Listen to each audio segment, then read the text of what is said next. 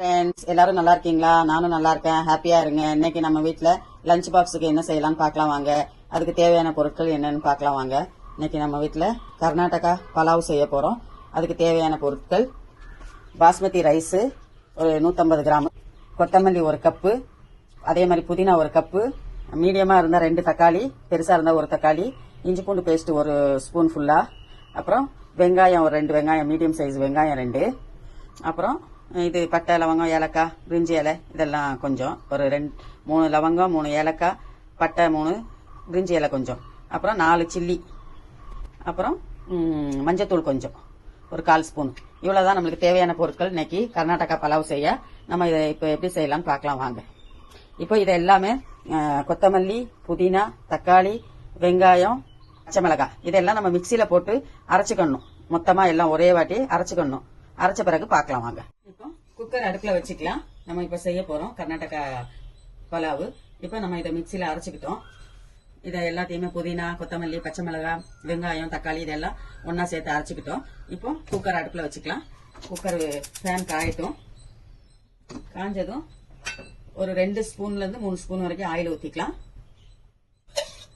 ஒரு 3 ஸ்பூன் நெய் ஊத்திக்கலாம். சின்ன ஸ்பூன்ல 3 ஸ்பூன் ஊத்திருக்கேன்.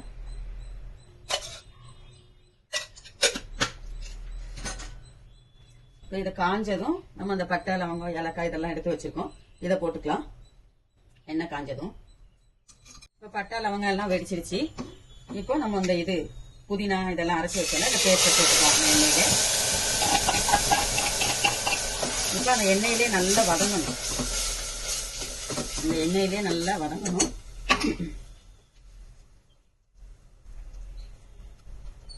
வதங்கணும். இப்ப இஞ்சி பூண்டு பேஸ்ட் எடுத்து வச்சுட்டு அதையும் சேர்த்துக்கலாம். இப்ப இதுல பச்சை வாடை போடுற அளவுக்கு நம்ம நல்லா வதக்கணும். அந்த எண்ணெயில நெய்யில நல்லா வதக்கி எடுக்கணும். வதங்கட்டும். இப்ப மஞ்சத்தூள் கொஞ்சம் வச்சிருந்தோம்ல, 1/4 ஸ்பூன் மஞ்சத்தூள் போட்டுக்கலாம்.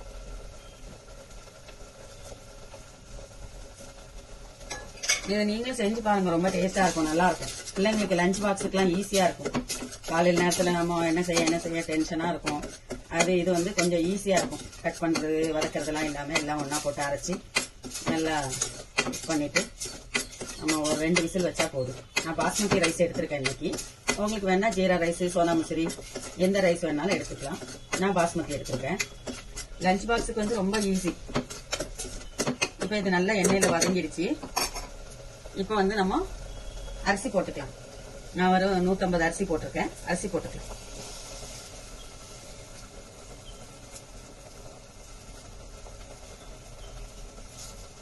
இப்ப இந்த அரிசியிலேயே நம்ம அரிசி எவ்வளவு இருந்துச்சோ அவ்வளவு தண்ணி அளந்துக்கலாம். ஒரு தண்ணி, 2 தண்ணி, இவ்வளவுதான். இதுக்கு நம்ம எவ்வளவு தேவையோ தேவையான உப்பு போட்டுக்கலாம்.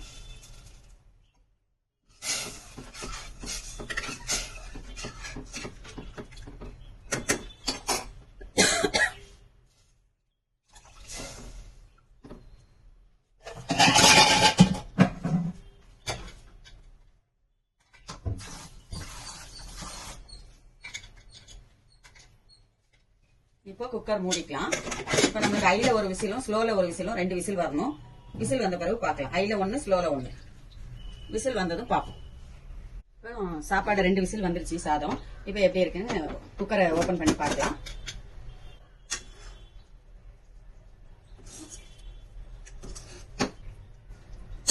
சாதம் ரெடி ஆயிடுச்சு.